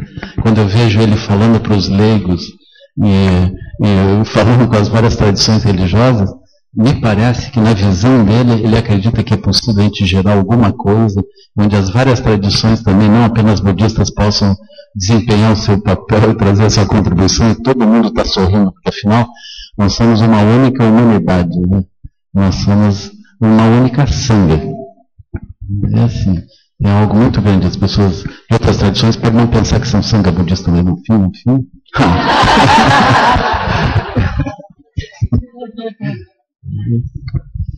Então, eu queria agradecer e eu vou passar então para o professor Alan Wallace.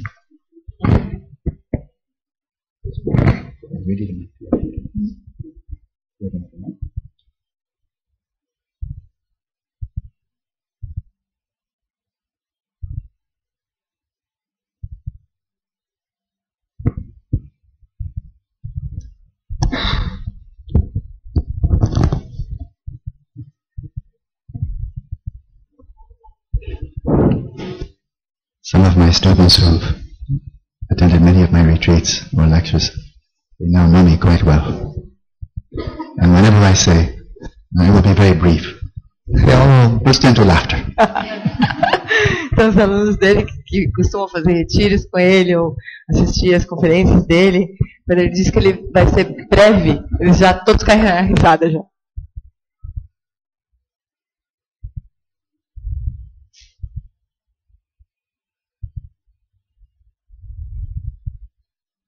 Because they know, every time I say it, I really mean it.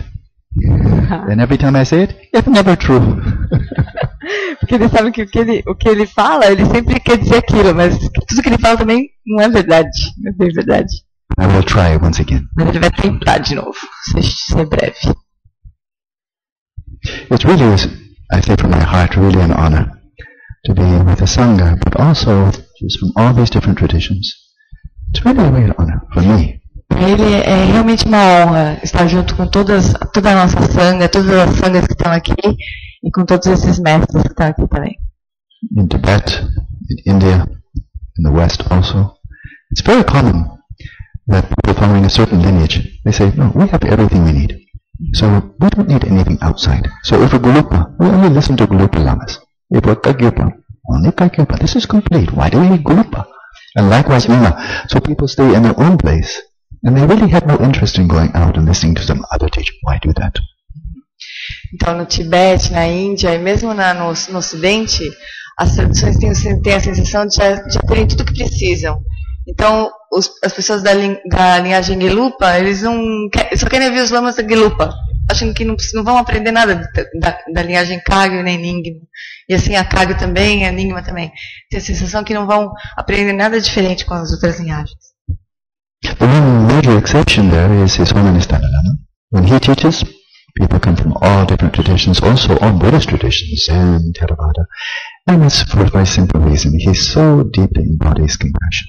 And compassion is equal for Theravada, Zen, for Christian. Everybody wants to hear him. So it's really because of the greatness of the teacher, and it's really the embodiment of compassion. Then everybody comes. Então a grande exceção disso tudo é a própria Sua Santidade Dalai Lama, que vem gente de todas as tradições para ouvir falar, gente cristãos, não só das tradições budistas, mas todas as outras tradições religiosas, leigos, porque ele é a própria corporificação da compaixão. Por isso, então todo mundo quer ouvir, né? Porque ele é a própria corporificação da compaixão. In this case, when we have teachers from the Kagyupa traditions, from Zen, Nyingma, Zen, Yoga, and what brings us together this time is not the greatness of the teacher. It's not the greatness of the teacher. The teacher, I know him. He's not great. But the open-mindedness, really the open-mindedness and humanity of these other teachers, that's what brings everybody together.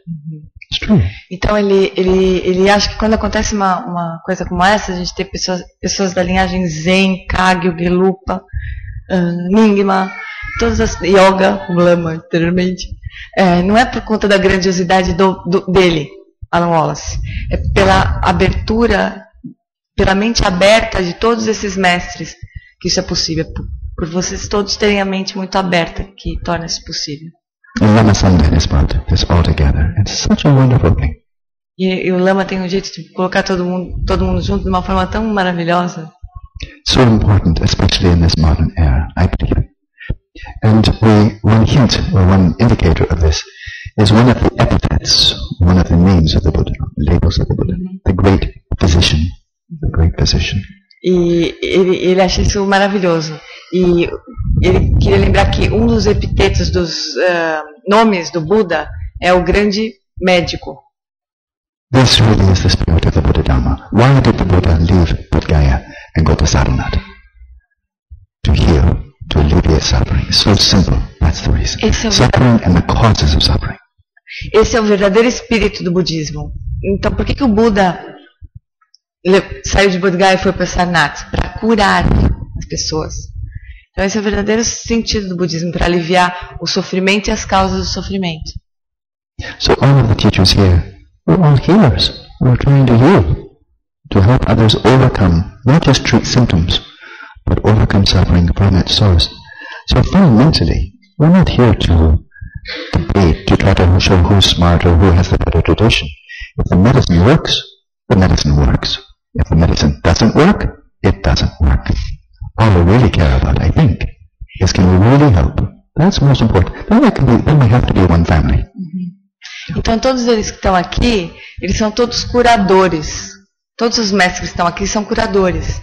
Eles não estão aqui só para suprimir os sintomas, eles estão aqui para ajudar a gente a superar todo o sofrimento. Superar o sofrimento.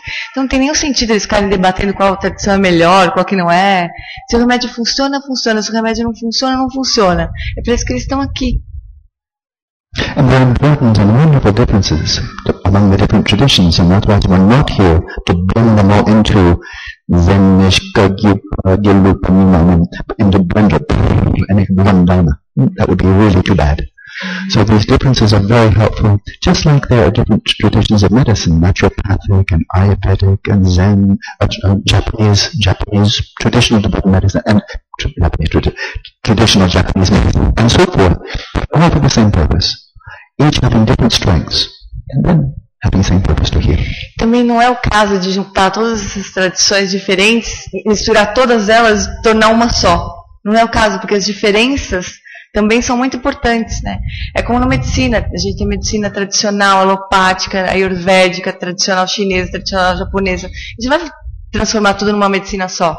Cada uma vai ter as diferenças é que vão ser importantes muitas vezes, né? Within these many diverse schools, traditions of Buddhism, there's also common ground that I would say, you can say, this is the one way. É também bem comum entre todas as tradições, ele sabe disso, é cada uma diga assim, bom, este é o caminho. And it's summed up in verse from the Buddha. Summed up in one verse from the Buddha. Isso é sumarizado em um verso do Buda. I just know it in Tibetan. Dipachina mijashi. Engage in no unwholesome or non-virtuous behavior at all. Totally avoid all unwholesome behavior.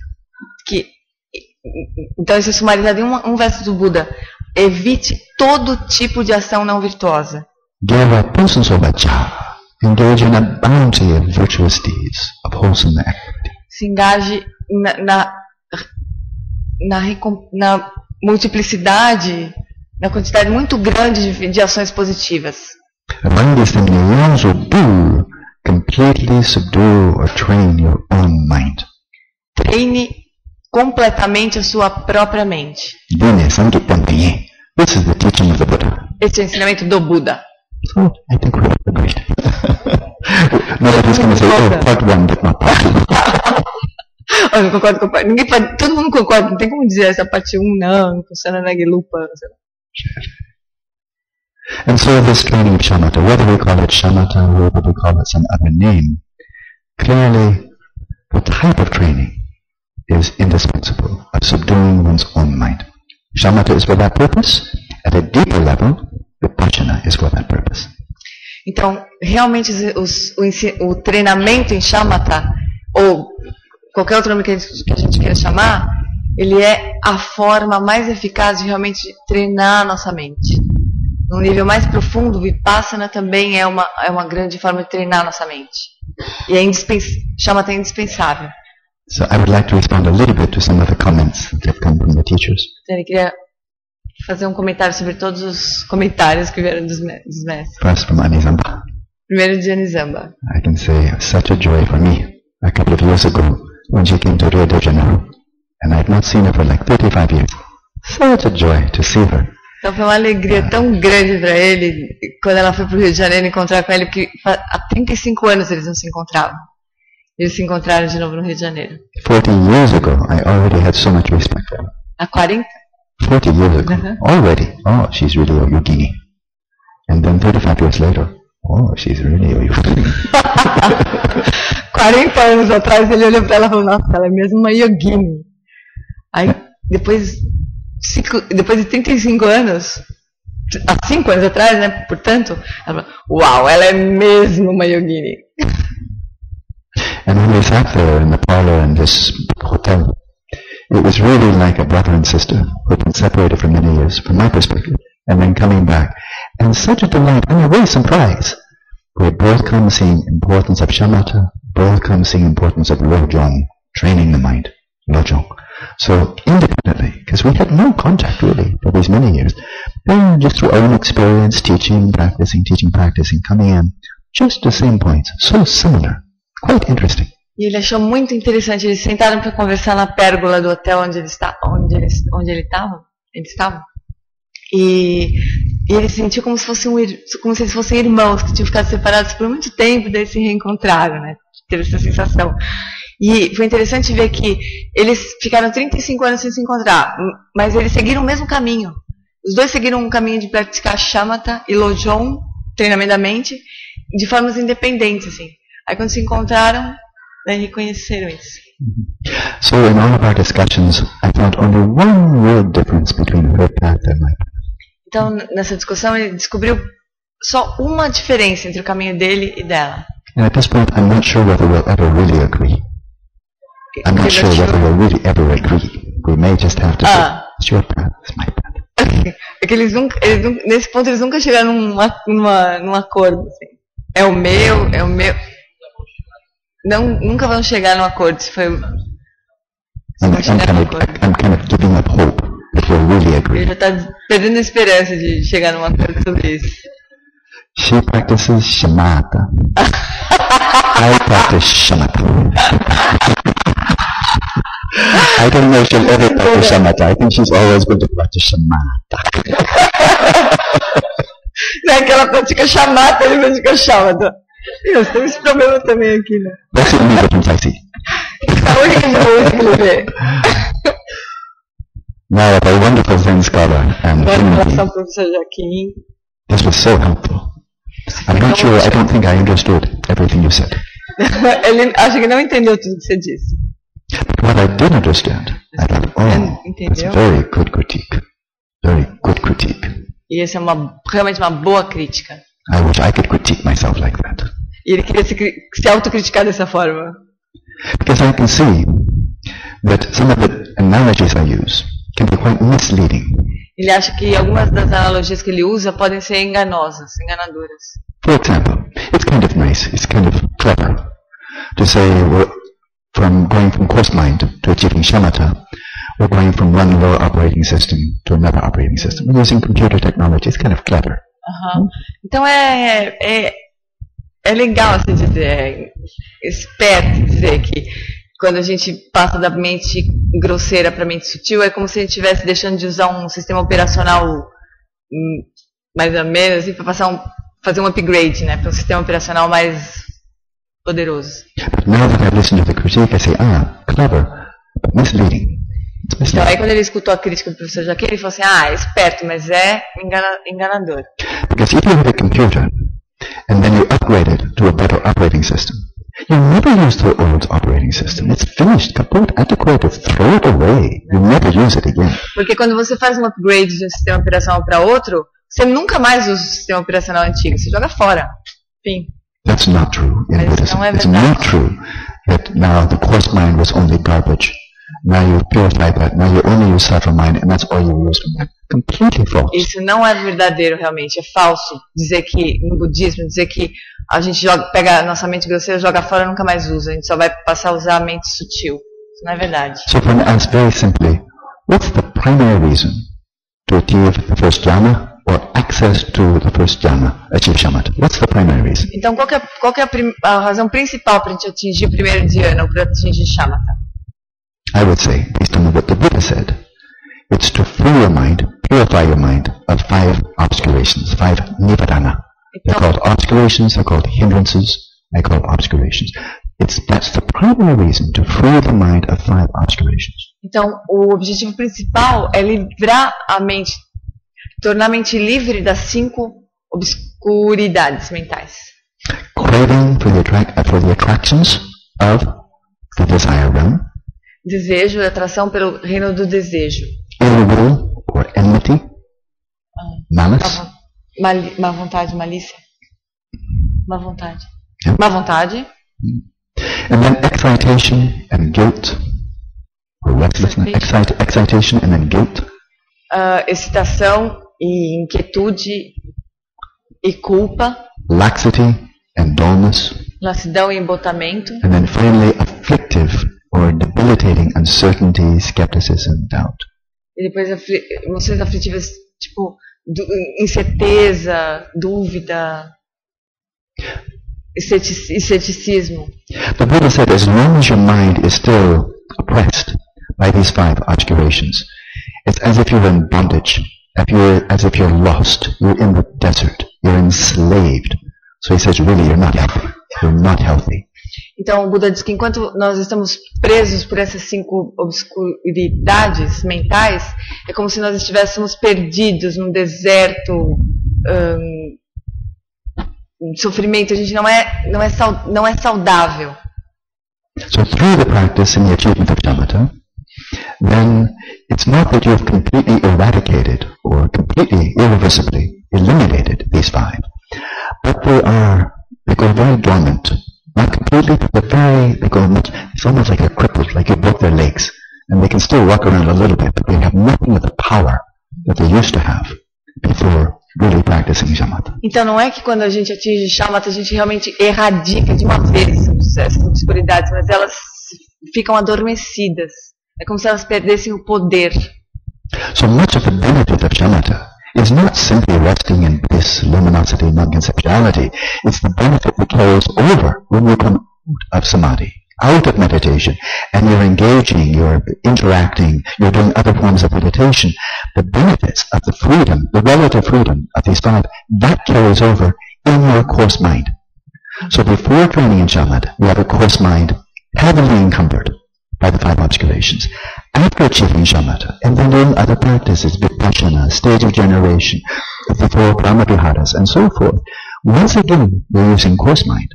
But now coarse mind in which these 5 obscurations are very much dormant. Então o benefício de atingir shamatha não é só a gente entrar num estado de bem-aventurança, de clareza e não conceitualidade, né? Mas é a gente poder carregar, usar nossa mente grosseira sem estar presa às 5 obscuridades mentais. Ela está livre dessas obscuridades mentais. Então a gente pode usar a nossa mente grosseira de uma forma livre para praticar, para fazer qualquer outra prática, vipassana, de estado de geração, de completitude, qualquer outra prática que a gente quiser, mas com a mente grosseira. Depois que a gente sai do samadhi, né? Sai do samadhi, vai para o mundo, assim, fazer essas práticas com a própria mente grosseira. And within the 3 phases of this training, developing understanding and wisdom through hearing, and then through thinking, pondering, reflecting, investigating, and then finally developing wisdom that arises from meditation. The first 2, actually all 3, you develop with the coarse mind. Então, pensando no caminho do Buda, as 3 fases do caminho do próprio Buda, a primeira fase de entender, de compreensão e de investigar, de desenvolver a sabedoria através da investigação, né? E a segunda fase, que é a sabedoria a partir da meditação, na verdade, para as 3 fases, ouvir, pensar e meditar. Então a primeira fase de compreender através de ouvir, e a segunda fase que é desenvolver a sabedoria a partir do intelecto, da contemplação. Na verdade, para as três fases a gente precisa da mente grosseira. So one of the great contemplatives and scholars of the Tibetan tradition, Sakyapandita, very famous quote, a statement he made, quoted many times by all traditions of Tibetan Buddhism, and that is trying to meditate without the hearing and thinking, without having really learned Dhamma. It's like trying to climb a high mountain, a steep mountain, with no hands. Então, tem essa citação de Sakyapandita que é bastante usada em muitas tradições, que tentar seguir o caminho sem ouvir, sem a compreensão pelo ouvir e pelo pensar, é como subir uma montanha, tentar subir uma montanha sem as mãos. So one level of understanding comes by really listening to teachings, reading, studying, one level with coarse mind. And then a deeper level of understanding of wisdom comes by really investigating deeply. And then the third level, the wisdom comes. You approach that wisdom with coarse mind. But from the teachings I've received, based on Indian texts, you fully achieve the wisdom from meditation only if you fuse or unify the purity of your mind through shamatha with the investigation that you use with coarse mind. So it is a fusion. So from what I've heard, what is it called? Bhavana. I've forgotten Sanskrit. The wisdom that arises from meditation occurs only if you do have shamatha. But you don't get it just by shamatha. You must have the coarse mind to rise up to meet it, and then the fusion of shamatha vipassana. Then you get that deepest and most deeply transformative type of wisdom from that. Então, se a gente pegar a nossa mente grosseira, se só através da compreensão e desenvolvimento da sabedoria, através do pensar, do ouvir, do entender os ensinamentos, e através da contemplação, do pensar, a gente leva a nossa mente grosseira até um ponto onde a gente vai precisar da realização de shamatha, para fundir a nossa mente com a realização de shamatha, para realmente ter os benefícios da sabedoria a partir da meditação. Só a partir da fusão da nossa mente com a sabedoria que vem da meditação. Daí, shamatha com o cultivo da sabedoria que vem a partir do pensar e contemplar, né? Mas só atingindo o shamatha nesse ponto. Daí, com essa fusão, a gente pode prosseguir para o caminho de Vipassana, daí de uma forma muito mais poderosa, de atingir a sabedoria. So this is true not only for the wisdom aspect of the teachings, but also with regard to the four immeasurables or the four Brahmaviharas, the divine abidings. Então, não é só verdade para desenvolver a sabedoria, mas também para a perfeição da sabedoria, mas também para as quatro incomensuráveis. And once again, this is common ground. All the schools of Buddhism. Nobody says, "Oh, we have our, special Nirupa, four immeasurables, four immeasurables, four immeasurables." As quatro incomensuráveis é bem parecido em todas as tradições. Não tem ninguém que fala isso é diferente da minha tradição. All of these four immeasurables, you develop them with coarse mind, until eventually you may bring, for example, your metta, your loving kindness, to such a depth and such an openness of no boundaries, no borders, that you actually achieve shamatha in loving kindness. And then your mind goes into sattva mind, in the mode of loving kindness. But the path is coarse mind. And only when you come then to achievement of jhana, or access to the first jhana, then it goes to sattva. Likewise for compassion and empathetic joy, equanimity. So they're going to subtle mind, but the vehicle to get there is coarse mind. And then once you've achieved very deep compassion, boundless compassion, what do? You come out. You engage, like Lama Samten and everyone here, whether you're translating, which is a great bodhisattva deed, or you're starting a school, great bodhisattva deed, or you're helping other centers around Brazil, bodhisattva deed. And with what mind are we doing that? Coarse mind. Coarse mind. Purified coarse mind, now blessed and enriched with the four immeasurables. Então, da mesma forma que acontece com a compaixão, a gente vai usar a nossa mente grosseira para ir levando a compaixão e praticando a compaixão de uma forma tão ampla, até que chega num nível tão sutil e que ela está completamente aberta. A gente vai praticar compaixão de uma forma completamente aberta. De uma forma tão sutil, a nossa mente sutil vai funcionar no modo de compaixão. E a mesma coisa com as outras qualidades incomensuráveis. Então, com alegria, com equanimidade. E aí surgem aí o que a gente faz quando chega nesse ponto? A gente vai para o mundo, né? Aí surgem os bodhisattvas que vão traduzir, que vão fazer escola, que vão ajudar outros centros a se fortalecer. Então aí a gente vai para a ação no mundo. Mas a mente grosseira trouxe a qualidade até esse ponto sutil, capaz de trazer muito mais benefícios, né?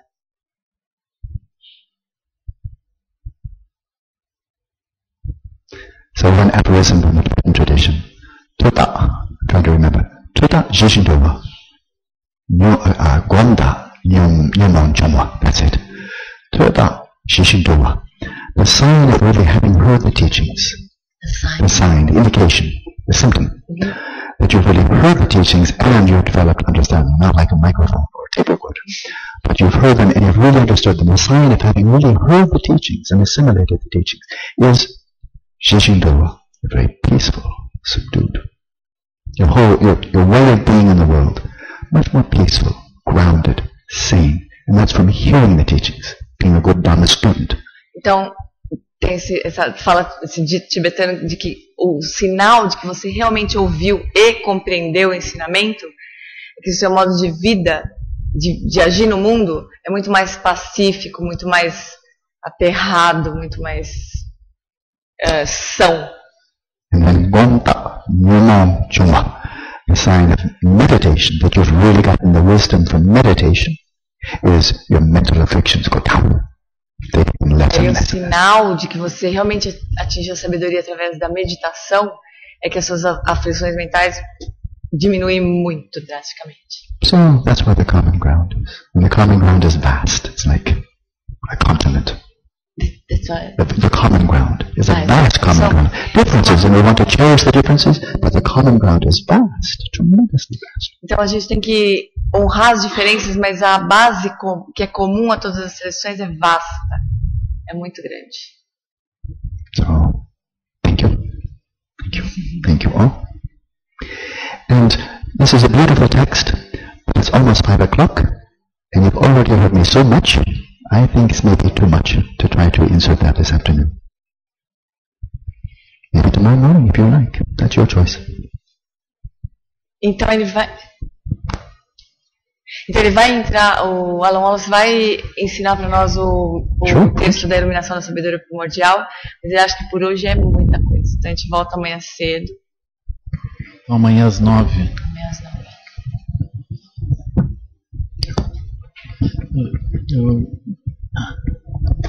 Eu ia pedir para Maria de Lourdes, da Sangha de Brasília, ela fez uma surpresa uma vez em Brasília, assim. Eu ia pedir que ela fizesse essa surpresa aqui também.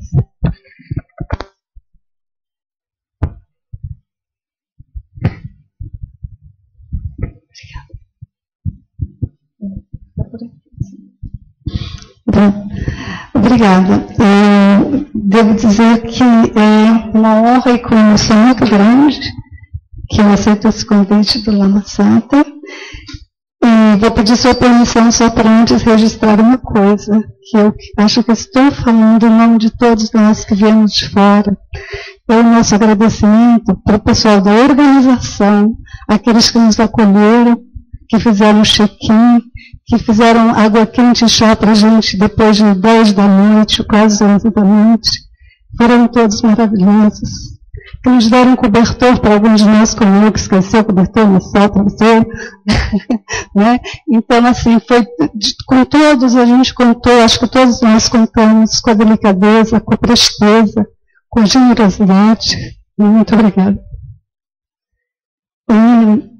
Então, é um poema da Coro Coralina, uma poetisa do interior de Goiás, e esse poema eu disse em Alto Paraíso, onde o Lama Santa foi comemorar os seus 15 anos de iniciação, posso dizer assim? De ordenação, seus 15 anos de ordenação.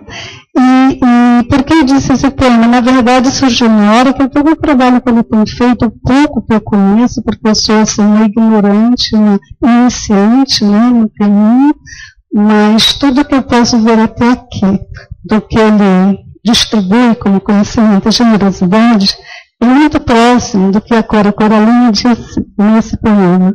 Então, por isso, naquela ocasião, quis dizer esse poema, uma festa maravilhosa que a gente ofereceu para ele. Então se chama A Arte de Viver. Não sei se a vida é curta ou longa demais para nós, mas sei que nada do que vivemos vale a pena se não tocarmos o coração das pessoas.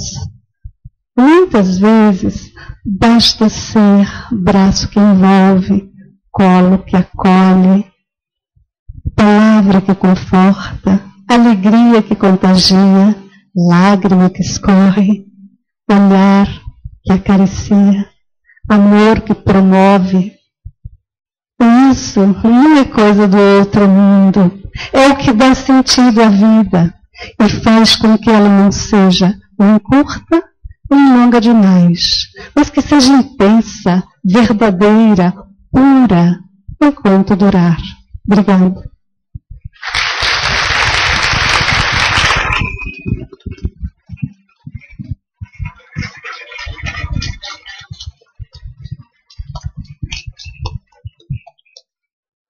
Então, esse é o trabalho dos vários professores, né? Fazer que isso aconteça. Muito lindo.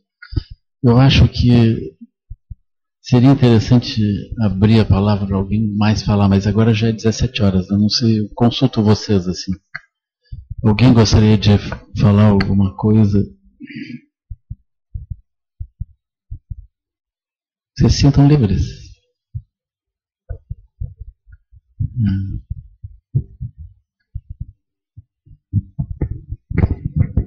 Eu acho que a gente encerra aqui, fazer a dedicação. Eu queria agradecer a cada um.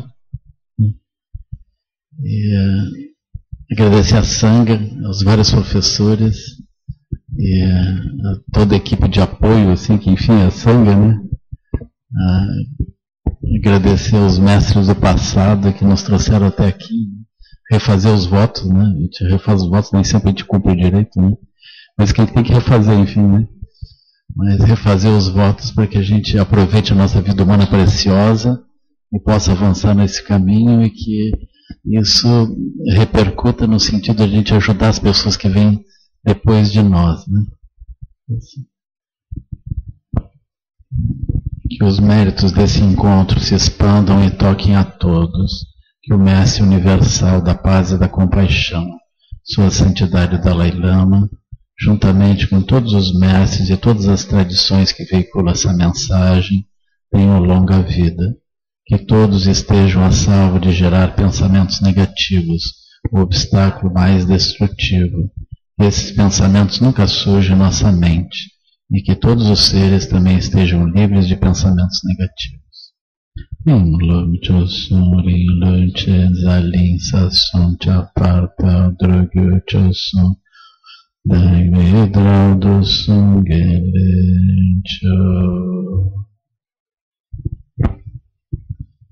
Então hoje à noite nós estamos liberados. Agora vai haver uma conversa da Anisamba com o professor Alan Wallace, hoje à noite, com a Sangha da Anisamba, né? Mas eu não sei se isso vai estar aberto ou não vai estar aberto, né? Não sei como é que isso vai ser. Mas talvez seja um encontro privado deles, para as conversas deles, né? Que eu acho que é importante esse momento que a Sangha da Anisamba encontra.